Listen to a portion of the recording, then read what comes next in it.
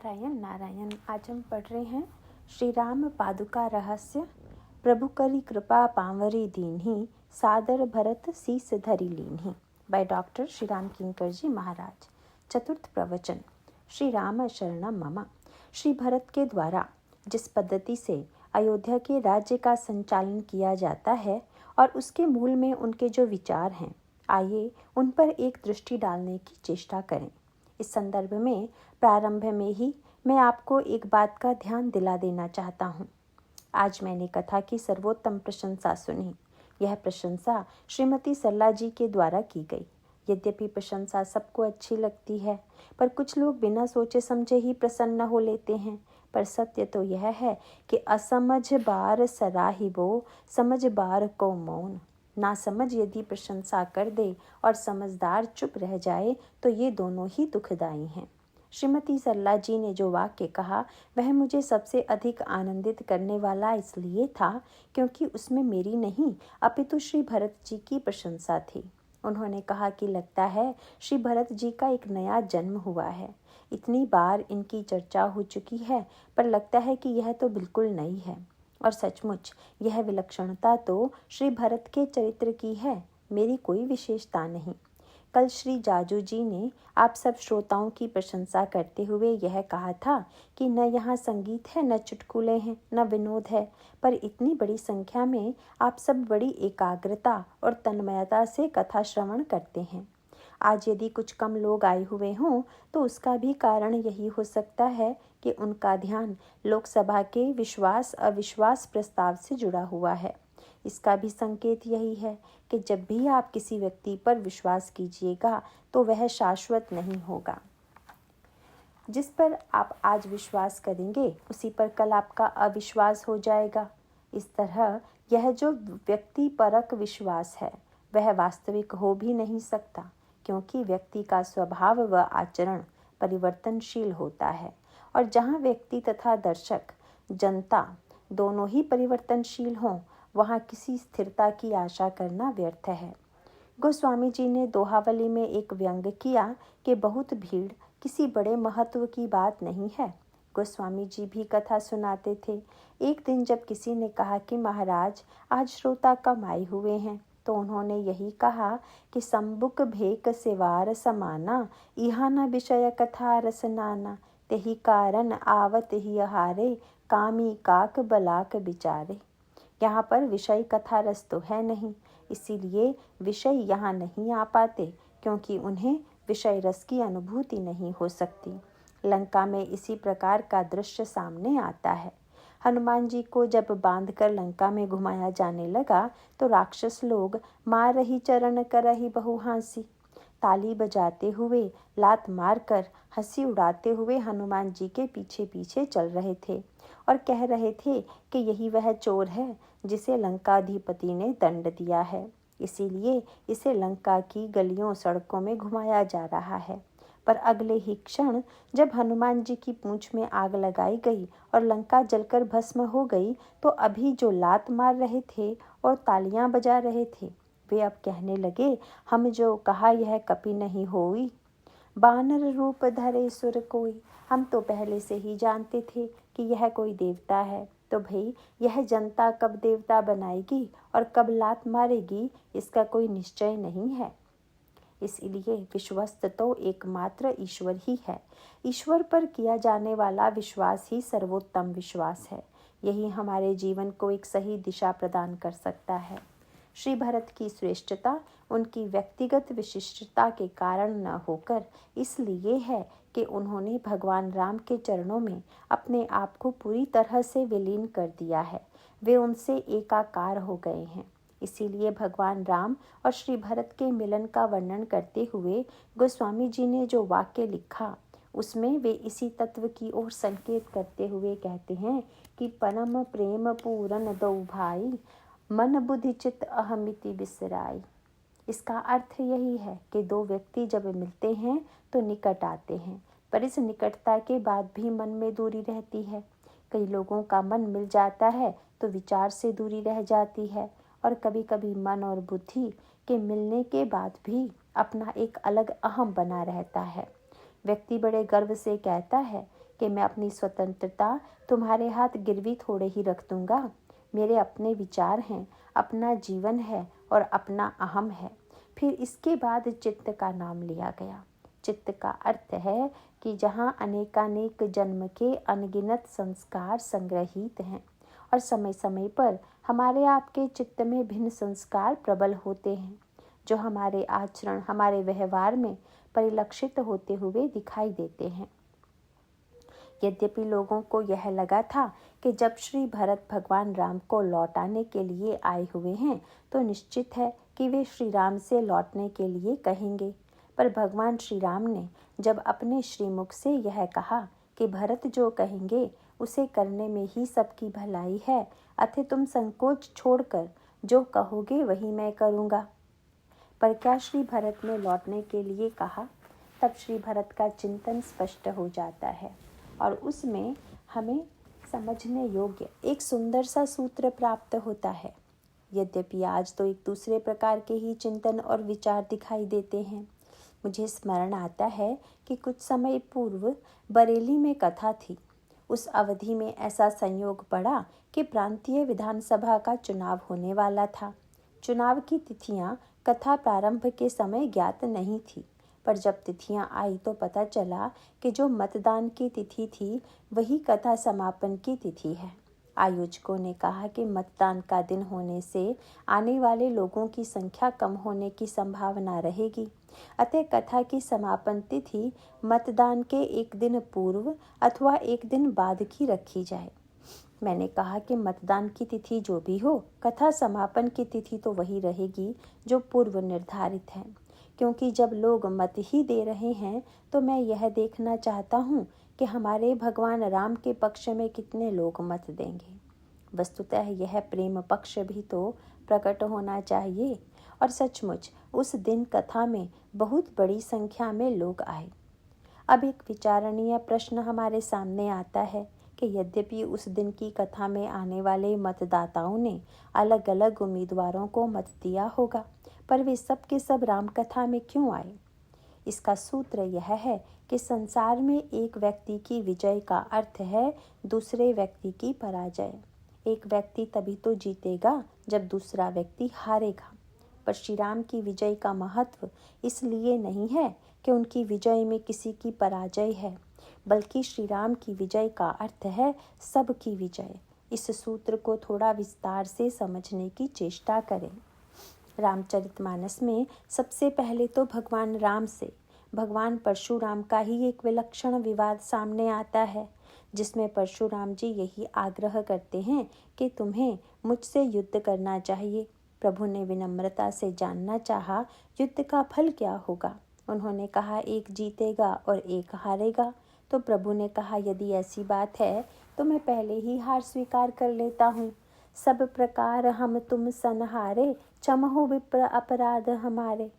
यदि भगवान राम में विजय की रुचि होती, भगवान परशुराम को पराजित करने की भावना होती, तो वे उसे निश्चित रूप से सिद्ध कर देते। वे कह सकते थे कि अगर आप चुनौती दे रहे हैं तो मैं इसे स्वीकार करता हूँ। इस युद्ध में परशुराम जी भगवान राम को परास्त नहीं कर पाते, पर उन्होंने कहा कि महाराज, युद्ध का नाम अगर विजय है तो मैं अपनी पराजय स्वीकार करता हूँ, क्योंकि राम मात्र लघु नाम हमारा, परशु सहित बड़ नाम तुम्हारा। आप तो नाम से भी बड़े हैं, क्योंकि मेरा तो 2 अक्षर वाला नाम है और आपके नाम में 5 अक्षर हैं। वर्ण में भी बड़े हैं, क्योंकि आप ब्राह्मण हैं और मैं क्षत्रिय हूँ। आप में ब्राह्मणों के 9 गुण विद्यमान हैं और मुझ में तो कोई गुण ही नहीं है। पर यदि कोई मानता हो कि गुण के बिना काम चलता ही न हो, तो इस दृष्टि से मेरे इस धनुष में एक गुण अवश्य है। नाथ एक गुण धनुष हमारे। संस्कृत भाषा में गुण शब्द रस्सी के अर्थ में भी प्रयुक्त होता है, और गुण अर्थ तो इसका है ही। इसीलिए न तो मेरी आपकी तुलना हो सकती है और न ही कोई लड़ाई। उस लड़ाई का आनंद यही था कि श्री राम ने कहा कि मैं सब प्रकार से आपसे हारा हुआ हूँ, और रस यह है कि इस युद्ध में जो सचमुच हारा उसे तो मानो परमानंद की ही प्राप्ति हो गई। परशुराम जी के स्वभाव में तेजस्विता है, त्याग है, वैराग्य है और अपने त्याग का अभिमान भी है। वे कहते हैं कि तुम क्या मुझे ऐसा ब्राह्मण समझते हो जो यज्ञ करके दक्षिणा मात्र लेते हैं? नहीं नहीं, मैंने तो युद्ध यज्ञ किया है और जितने अत्याचारी राजा थे उनके सिरों को इस यज्ञ कुंड में आहुति के रूप में डाल दिया है। उनके राज्यों को पाकर भी मैंने उन पर कभी अधिकार नहीं किया, सबको मैंने दान में दे दिया। पर वे परशुराम अब कितने बदल गए, मानो आज विजय को एक नया अर्थ मिला। पराजित व्यक्ति अप्रसन्न दिखाई देता है, किंतु परशुराम जी पराजित होने पर भी परम प्रसन्न दिखाई देते हैं। वे भगवान राम की भावभीनी प्रशंसा करते हैं। वे चाहते तो चुपचाप उस सभा से चले जाते, लेकिन उस सभा में जहाँ अनेक देश के राजा उपस्थित थे और जिन्होंने अभी उनके चरणों में दंडवत प्रणाम किया था, उन सब के सामने परशुराम जी को भगवान राम की स्तुति करने में रंच मात्र भी संकोच नहीं हुआ। अपितु गोस्वामी जी कहते हैं कि जाना राम प्रभाव तब पुल की प्रफुल्लित गात। वे इतने प्रसन्न हो गए कि उन्हें रोमांच हो आया और जोरी पान बोले वचन, हाथ जोड़कर बोले, लेकिन बनावटी भाषा में नहीं, अपितु हृदय न प्रेम अमात, प्रेम पूर्ण हृदय से बोले। और वे बार बार प्रभु की जय हो यही एक शब्द दोहराने लगे। जय रघुवंश बनज वन भानु, गहन दनुज कुल दहन कृसानु, जय सुर विप्रधेनु हितकारी, जय मद मोह कोह भ्रमहारी, विनयशील करुणा गुण सागर, जयति वचन रचना अति नागर, सेवक सुखद सुभग सब अंगा, जय शरीर छवि कोटि अनंगा, करऊ काह मुख एक प्रशंसा, जय महेश मन मानस हंसा। और अंत में कही जय जय जय रघुकुल केतु, भृगुपतु गए बनहि तप हेतु। सचमुच कैसा विलक्षण आनंद था कि जिसमें किसी के भी भीतर विजेता कहलाने की वृत्ति नहीं थी। यही श्री राम के चरित्र की विशेषता है। चित्रकूट में भी यही हुआ। वस्तुतः चित्रकूट में भी एक युद्ध है, उसे आप चाहें तो वैचारिक युद्ध कह लीजिए अथवा मर्यादा और प्रेम का द्वंद्व या संघर्ष कह लीजिए। इसमें एक और सत्य है। महर्षि श्री दशरथ ने महारानी कैकेयी को वचन दिया था और उस वचन की पूर्ति के लिए भगवान श्री राम अयोध्या के राज्य का परित्याग कर देते हैं। इसमें भी आपका एक विशेष बात की ओर ध्यान गया होगा। संसार में अपने सत्य को बचाने के लिए कोई भी व्यक्ति बड़े से बड़ा त्याग कर सकता है और करता भी है, पर दूसरे के सत्य को बचाने के लिए इतना बड़ा त्याग करना यह सर्वथा कल्पनीय ही है। सत्य तो महाराज श्री दशरथ का था, परंतु उसको बचाने की चिंता महाराज दशरथ की अपेक्षा भगवान राम को अधिक थी। वर्णन आता है कि गंगा जी के किनारे सुमंत जी भगवान राम से कहते हैं कि महाराज दशरथ ने पहले जो आदेश दिया था अब उसमें उन्होंने परिवर्तन कर दिया है। महाराज का नया आदेश है कि 14 वर्ष वनवास के स्थान पर 4 दिन रथ पर बैठकर आपको वन में घुमा लाऊं। रथ चढ़ाई दिखराई बन फिरे गए दिन 4। पर भगवान राम इस सुविधा के धर्म की व्याख्या को स्वीकार नहीं करते। हम लोग तो दिन रात केवल सुविधा मूलक धर्म की व्याख्या करने के ही अभ्यस्त हैं। हम धार्मिक कहलाना चाहते हैं और साथ ही यह भी चाहते हैं कि इसका कोई ऐसा मार्ग मिल जाए कि जिससे हम जो चाहें उसे करने की सुविधा मिल जाए और साथ साथ धार्मिक होने की उपाधि भी मिलती रहे।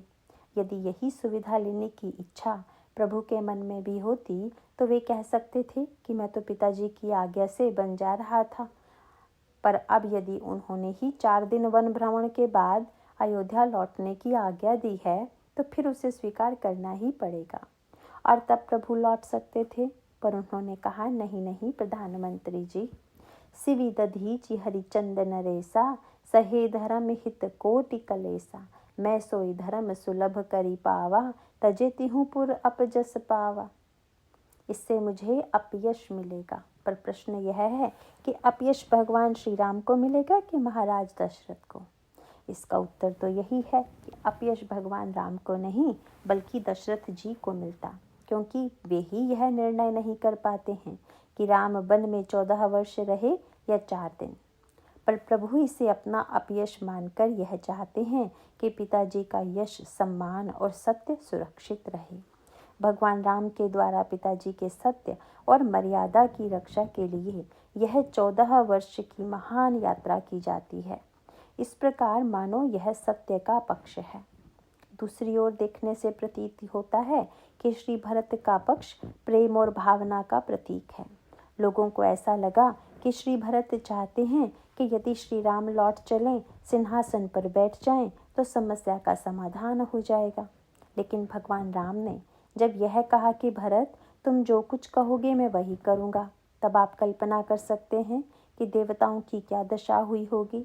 वहाँ पर वर्णन आता है कि देवता सोचने लगे, बस अब तो सर्वनाश हुआ। प्रभु ने यह क्या कह दिया?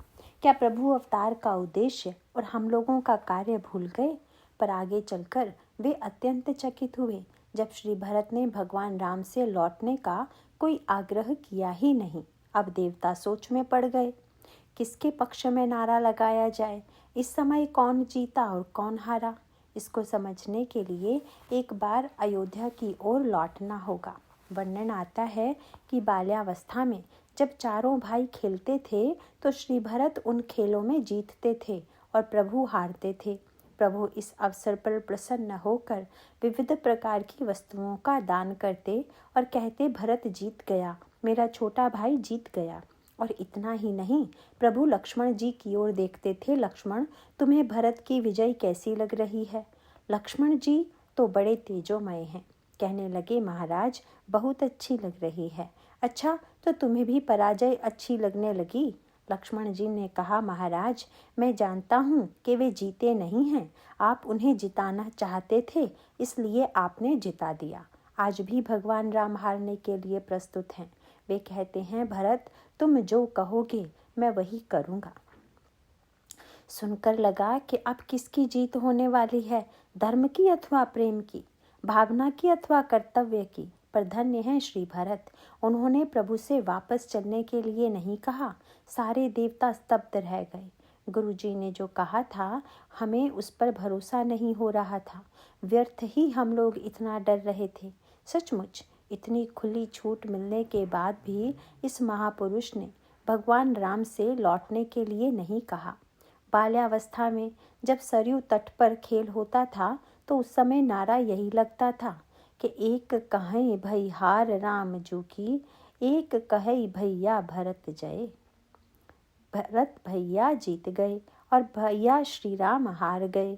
पर आज देवताओं ने गदगद होकर एक नया नारा बनाया। स्वार्थी लोग नारा बनाने में बड़े कुशल होते हैं। उन्होंने पहले छोटे भाई भरत का नाम लिया और बाद में बड़े भैया नाम का, किंतु दोनों के साथ शब्द बड़ी कुशलता से चुनकर जोड़े। वे कहते हैं, धन्य भरत जय राम गोसाई। धन्य है भरत, जय हो भगवान राम की। कोई पूछ सकता है कि भगवान राम की जय पहले क्यों नहीं बोलते? भरत की धन्यता उसके बाद कहना चाहिए। आप लोगों ने ये क्रम क्यों बदल दिया? देवताओं ने कहा, भगवान राम की विजय अवश्य हुई, पर धन्य है श्री भरत, जिनकी कृपा से यह विजय हुई। भरत न चाहते तो विजय न होती, इसीलिए उनका स्मरण तो पहले ही होना चाहिए। सचमुच अपने अहम का विसर्जन सबसे कठिन है। श्री भरत से जुड़ी हुई एक और बात इस प्रसंग में हमारे सामने आती है, जिसमें उनकी प्रमुखता की स्वीकृति का संकेत स्पष्ट रूप से मिलता है। श्री भरत जी भगवान राम का राज्याभिषेक करने के लिए सब साज सम्मान, सेना, प्रजा आदि के साथ साथ सभी तीर्थों का जल भी लेकर आए थे। वस्तुतः श्री भरत तो बड़े भावुक हैं। उन्होंने अयोध्या की सभा में घोषणा करते हुए कह दिया था कि बनहि देव मुनि राम ही राजू। हम लोग राज तिलक की सब सामग्री लेकर चलते हैं और वन में ही गुरुदेव भगवान राम को राज तिलक कर देंगे। लोग कह सकते थे कि जब हम लोग भगवान राम को वापस लाने जा रहे हैं तो फिर यहाँ अयोध्या में राज सिंहासन पर बैठा कर उनका अभिषेक करना अधिक श्रेष्ठ रहेगा। अतः आप ऐसा आग्रह क्यों कर रहे हैं? किंतु श्री भरत का इसके पीछे अभिप्राय था कि यह तो हमारी धृष्टता होगी कि हम उनसे यह कहें कि आप सिंहासन पर बैठने के लिए अयोध्या चलें। वस्तुतः प्रभु को सिंहासन की आवश्यकता नहीं है। हाँ, सिंहासन को प्रभु की आवश्यकता हो तो वह चले और स्वयं निवेदन करे कि आप मुझे धन्य बनाइए। ऐसी दिव्य और उदात्त भावना है श्री भरत की। श्री भरत की इस भावना को नहीं समझ पाने के कारण ही लोग यह सोचने लग जाते हैं कि भरत जी को अपने साथ सेना ले जाने की क्या आवश्यकता थी। वस्तुतः श्री भरत अपने साथ सेना लेकर इसीलिए गए थे कि जब राजा का राज तिलक होता है तो उसके पश्चात सेना उनको नमन करती है। आज भी ऐसी परंपरा है। यद्यपि श्री भरत सेना और सब सामग्री लेकर यह घोषणा करके गए थे कि बना ही देव मुनि राम ही राजू, पर वहाँ ऐसा कुछ नहीं हुआ। अब ऐसी परिस्थिति में श्री भरत के अहम को चोट लग सकती थी कि मेरी बात नहीं रखी गई, मुझे कोई महत्व नहीं दिया गया। पर श्री भरत तो भरत हैं। वे प्रभु से कहते हैं कि देव देव अभिषेक हित गुरु अनुशासन पाए, आने सब तीरथ सलिलो तेही कहाँ का हर जाए। महाराज, अब आप ही बताएं कि सब तीर्थों का जो जल मैं ले आया हूँ उनका क्या उपयोग किया जाए। तब भगवान राम कहते हैं, भरत, इस वन में परम वंदनीय तो हमारे महर्षि अत्रि हैं, तुम उनके पास जाओ और वे जैसा कहें वैसा इनका उपयोग करो। ऋषि नायक जहाँ आय सुदेही, राखेहूँ तीरथ जल उथल तेही। तब वर्णन आता है कि महर्षि अत्रि श्री भरत को उस स्थल पर लेकर जाते हैं जिसका आज भरत कूप के नाम से जाना जाता है। उन्होंने वहाँ पर एक कूप खुदवाया और भरत से कहा कि वे समस्त तीर्थों का जल उसमें डाल दें।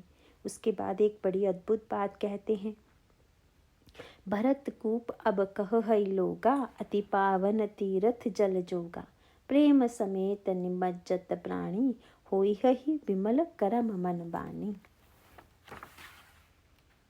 अब इसका नाम भरत कूप होगा और इसके जल में प्रेम सहित अवगाहन करने से मनुष्य मन, वचन तथा कर्म से निर्मल होकर राम प्रेम का अधिकारी बन जाएगा।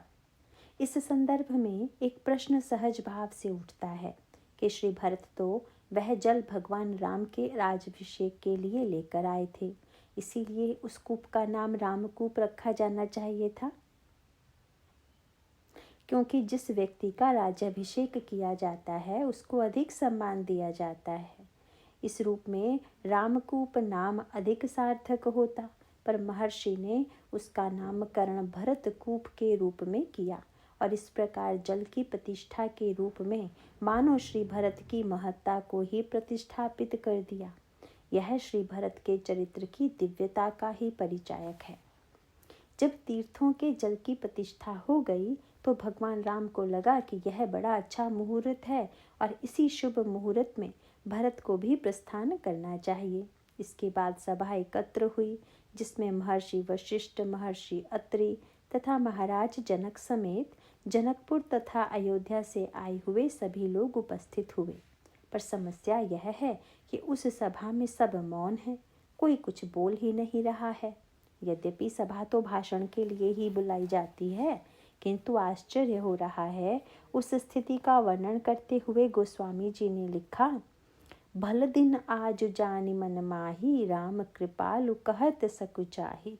भगवान राम को संकोच लग रहा है कि भरत ने हर बात मेरे ही मन की रख ली, अब उनसे कैसे कहूँ कि तुम चले जाओ।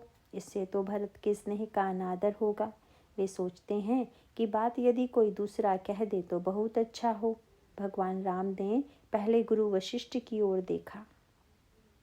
गुरु शिष्य की आंखें मिली और गुरु जी ने श्री राम के भाव को जान लिया। प्रभु का भाव मानो यह था कि गुरुदेव, मैं जाने के लिए कहूँ इससे बढ़कर निर्दयता और कठोरता क्या होगी, किंतु आप तो हमारे आचार्य हैं, आज्ञा दे सकने में समर्थ हैं। इसीलिए यदि आप कह दें कि भरत आज अच्छा मुहूर्त है, सारे समाज को अयोध्या चलना चाहिए, तो काम बन जाएगा। पर गुरु जी तो चित्रकूट में आकर बिल्कुल बदल गए हैं। यद्यपि गुरुदेव विवेकी हैं, ज्ञानी हैं, पर प्रारंभ में भरत के विषय में उनके जो विचार थे चित्रकूट में उससे सर्वथा भिन्न तथा एक नए रूप में जब उन्होंने श्री भरत को देखा समझा तो वे स्वयं भी बदल गए।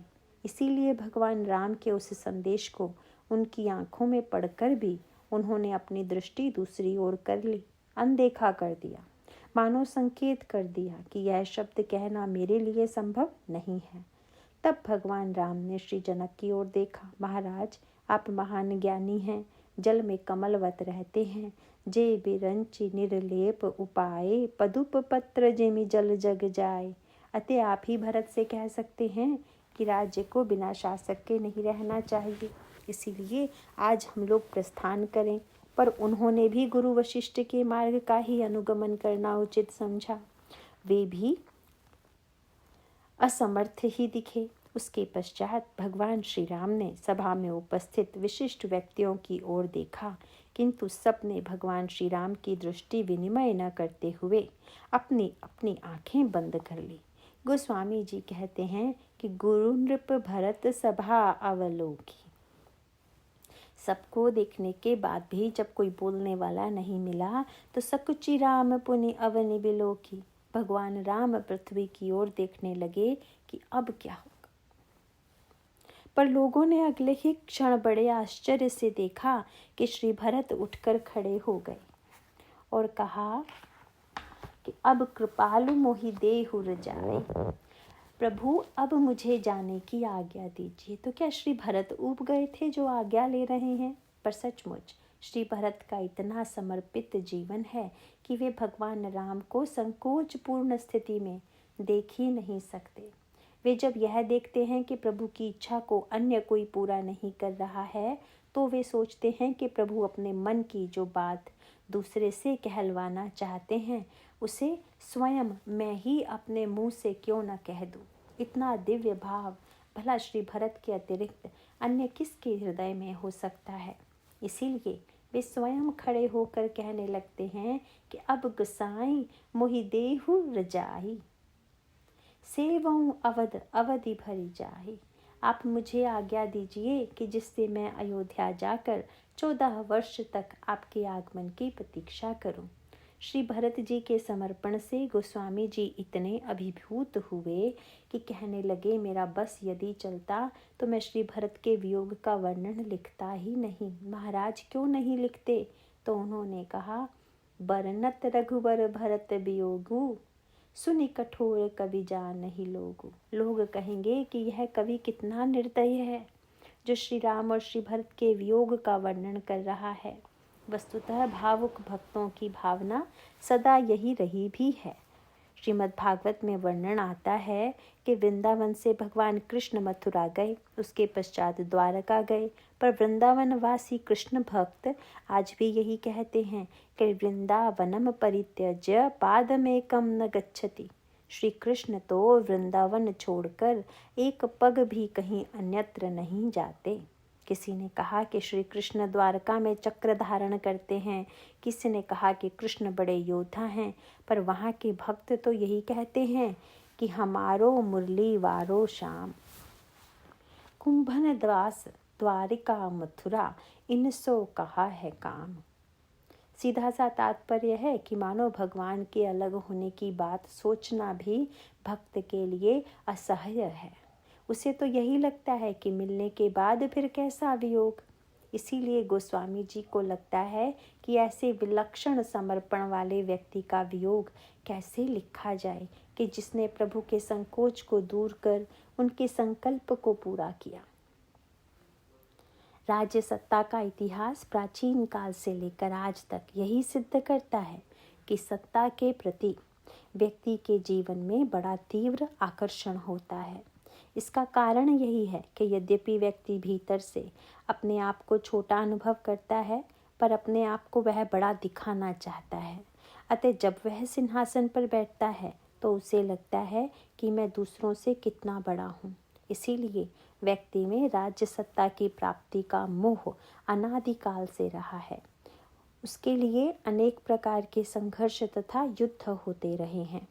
राम कथा की विशेषता यही है कि इसे पढ़कर आपको सदा लगेगा कि यह तो हमारे युग का ही वर्णन है। धनुष यज्ञ के प्रसंग में जो व्यंग किया गया है उस पर एक दृष्टि डालने से यह बात स्पष्ट हो जाती है। धनुष यज्ञ में अनेकानेक राजा आए हुए हैं और सबकी दृष्टि यही है कि धनुष टूटने पर हमें श्री सीता जी की प्राप्ति होगी। मानस में श्री सीता जी कौन है, इसका परिचय देते हुए गोस्वामी जी कहते हैं कि श्री सीता जी मूर्तिमयी शक्ति हैं, आदि शक्ति जही जग उपजाया। मानो शक्ति को पाने की आकांक्षा उन सब राजाओं के मन में है। हमें शक्ति कैसे मिले तथा हमारा शक्ति पर अधिकार कैसे हो, इसी मनोवृत्ति से वे सब राजा एकत्रित हुए हैं। इसीलिए जनक के सूचना देने वाले बंदीजन जब यह घोषणा करते हैं कि जो इस धनुष को तोड़ देगा, जनक नंदिनी उसके कंठ में जयमाल डालकर उसका वरण करेगी और वह व्यक्ति अलभ्य सुंदरता तथा दिव्य कीर्ति का अधिकारी बनेगा, उसे सुनते ही वहाँ एक प्रकार की भगदड़ मच जाती है। उस स्थिति का वर्णन करते हुए तुलसीदास जी लिखते हैं कि सुनीपन सकल भूप अभिलाषे, भटमानी अतिशय मन माखे, परिकर बांधी उठे अकुलाई, चले इष्ट देवन सिरनाई, तम की ताकि तकी शिव धनु धरही, उठई न कोटि भांति बलु करही। पर जब सब थक गए तो गोस्वामी जी ने बड़ा ही सजीव व्यंग किया।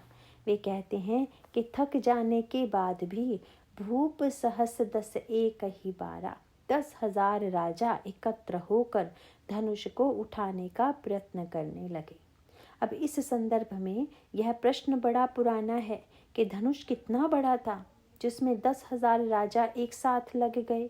पर भाई, इस रूप में यदि आप उस धनुष की लंबाई चौड़ाई को नापिएगा तो उसका वर्णन के पीछे जो निहित संकेत है, उद्देश्य है, आप उसे नहीं समझ पाएंगे। वस्तुतः 10,000 का अंक बड़ा विचित्र लगता है, पर इसी में तो गोस्वामी जी का व्यंग छिपा है। इन राजाओं से पूछा जा सकता है कि आप लोग 10,000 राजा मिलकर इसे तोड़ भी दें, पर विवाह तो एक से ही होगा ना, अतः सब मिलकर क्यों तोड़ रहे हैं? तब उन राजाओं के मनोभाव के अनुरूप प्रत्येक राजा का यही उत्तर होगा कि 10,000 में अंक तो एक ही होता है, बाकी सब शून्य होते हैं, और वह एक का अंक मैं हूँ, बाकी सब शून्य हैं। अतः जयमाल तो मेरे गले में ही पड़ेगी। मानो प्रत्येक की योजना यह है कि 10,000 मिलकर पहले तोड़ लो, फिर आपस में लड़कर 9,999 का सिर काटकर हम विवाह कर लेंगे। यही विडंबना है कि हमारा संगठन शक्ति और सत्ता पाने के लिए ही है। यही इतिहास और हमारे जीवन का सत्य है। धनुष यज्ञ में भगवान श्री राम चुपचाप बैठे हुए हैं। किसी ने प्रभु से पूछा, महाराज, पुष्प वाटिका में देखकर तो ऐसा लग रहा था कि आपका श्री सीता जी के प्रति बड़ा अनुराग है, पर यहाँ सब उठे किंतु आप नहीं उठे। प्रभु ने हंसकर कहा, भाई, जिनको पाना था वे उठे, पर मुझे तो वे सदा से मिली हुई हैं, मैं भला क्यों उठूं? वे तो मुझसे अभिन्न हैं, अतः उन्हें पाने की लालसा का प्रश्न ही कहाँ है। किंतु प्रश्न यह है कि जब हमारे जीवन का यही सत्य है तो फिर ऐसी स्थिति में क्या किया जाए? इसका उत्तर श्री भरत के चरित्र के माध्यम से दिया गया। भगवान जब अवतार लेकर आते हैं तो उस काल की एक विशेष सीमा निश्चित होती है।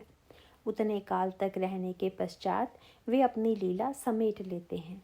वे इस रूप में सदा रहेंगे नहीं, इसीलिए समाज में राज्य तो व्यक्ति ही चलाएगा, पर व्यक्ति के साथ समस्या है कि उसमें मद आ जाता है और वह उच्छृंखल हो जाता है।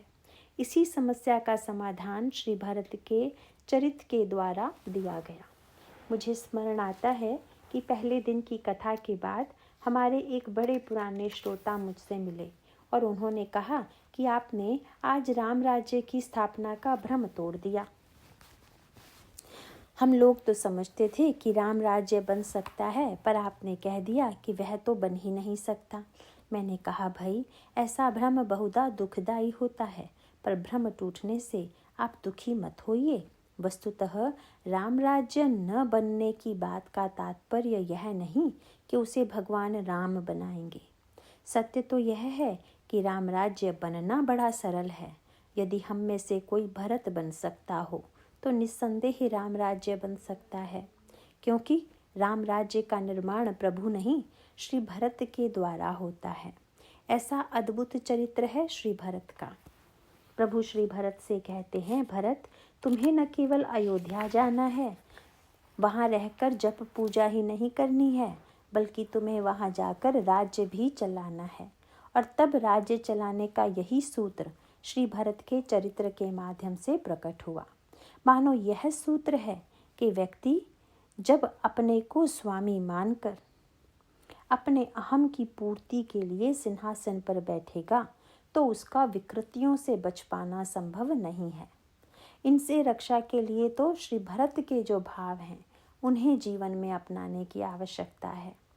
श्री भरत ने भगवान राम से कहा कि आपने जो आदेश दे दिया है उसे मैं स्वीकार करता हूँ, पर आप कृपा करके मुझे आधार भी तो दीजिए। फिर इसके बाद एक नया दृश्य सामने आया। उस समय नियमानुसार राज तिलक में राजा के लिए पादुका की भी आवश्यकता होती थी, जो सिंहासन के पास रखी जाती थी और राजा के प्रतीक के रूप में उस पर पुष्प चढ़ाकर उसको नमन किया जाता था। आज भी आपने देखा होगा कि महात्माओं व आचार्यों के स्थान पर पादुका रखी रहती है, जिसकी पूजा की जाती है। श्री भरत भी अपने साथ प्रभु के लिए पादुका लेकर आए थे। भरत जी ने जब चित्रकूट में प्रभु का दर्शन किया तो उन्हें दूर से प्रणाम किया और प्रणाम करते समय यह शब्द कहा कि पाहि नाथ कही पाहि गोसाई, प्रभु रक्षा कीजिए, रक्षा कीजिए।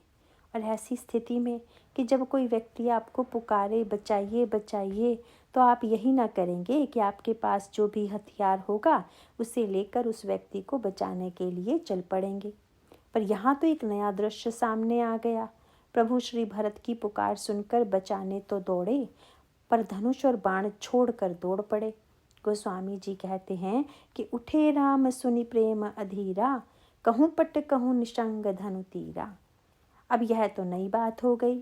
कोई अगर प्रभु से पूछे कि जब श्री भरत जी ने रक्षा के लिए पुकारा तो आपने धनुष बाण क्यों छोड़ दिया, तो मानो प्रभु का अभिप्राय यह था कि भरत, तुम तो मुझसे अपनी रक्षा करने के लिए कह रहे हो, पर मैं सोचता हूँ कि मैं तुम्हारी रक्षा करूँगा या तुम मेरी रक्षा करोगे, क्योंकि सत्य मर्यादा आदि की रक्षा तो तुम्हारे द्वारा ही होगी। इसीलिए जब श्री भरत ने कहा कि आधार दीजिए, तो प्रभु ने उनकी लाई हुई पादुकाओं को ही अपने पांवों से स्पर्श करके उन्हें दे दिया और श्री भरत ने उन्हें सिर पर धारण कर लिया। प्रभु करी कृपा पांवरी दीन्ही, सादर भरत शीस धरि लीन्ही। यद्यपि पादुका तो काठ की बनी हुई है, खड़ाऊ हैं, पर यहाँ पर उसका जो वर्णन किया गया वह बड़ा अनोखा है। वहाँ उपस्थित सभी लोग बड़ी ही दिव्य दृष्टि वाले थे। उन सब ने अपनी अपनी दृष्टि से उस पादुका को देखा और उसका कोई ना कोई अर्थ सबको मिला। गोस्वामी जी ने उस समय संकेत करते हुए कि किसको कैसा लग रहा है, यह कहा कि चरण पीठ करुणा निधान के, जनुजुग जामिक प्रजा प्राण के। वहाँ जो नागरिक आए थे उनको लगा कि हमको अब लौट कर जाना है और घर में सुरक्षा के लिए पहरेदार होना चाहिए। इसीलिए प्रभु ने पादुका नहीं, मानो दिन और रात के लिए 2 पहरेदार दिए हैं। जनक जी ने देखा तो उनको लगा कि नहीं, रत्न को अगर बाहर रखें तो चोरी हो जाने का भय है। इसीलिए जिस प्रकार उसे सुंदर और मजबूत पेटिका में मंजूषा में रखा जाता है, उसी प्रकार प्रभु ने भरत के प्रेम रूपी रतन की रक्षा के लिए पादुका नहीं, अपितु संदूक के ऊपर और नीचे वाले 2 संपुट दिए हैं। संपुट भरत स्नेह रतन के। और जो राम नाम का जप करने वाले थे उनको लगा कि आखिर जुग जनु जीव जतन के। मानो ये पादुकाएं रा और म 2 अक्षर हैं। कौशल्या और सुमित्रा अम्बा को लगा कि घर कितना भी अच्छा हो पर किवाड़ न हो तो सुरक्षा कहाँ। इसीलिए उन्हें ऐसा लगा कि राम ने पादुका नहीं, अपितु कुल के यश तथा सम्मान की रक्षा के लिए मानो 2 किवाड़ दिए हैं। कुल कपाट जो कर्म सिद्धांत के अनुयायी थे उन्हें लगा कि कर्म दोनों हाथों से किया जाता है, अतः कुशल कर्म के लिए प्रभु ने 2 हाथ प्रदान किए हैं। जो सेवा वृत्ति वाले थे उन्हें लगा कि प्रभु ने सेवा धर्म के लिए 2 आँखें दी हैं। कुल कपाट कर कुशल कर्म के, विमल नयन सेवा सुधर्म के।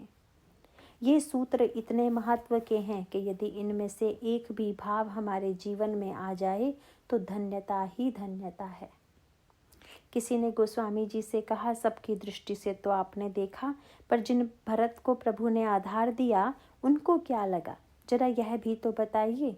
और तब गोस्वामी जी ने कहा कि भाई, यद्यपि सबकी दृष्टि बड़ी सुंदर है, बड़ी मधुर है, किंतु जो तत्व भाव तथा व्यवहार सभी से परिपूर्ण है वह तो श्री भरत जी की दृष्टि ही है।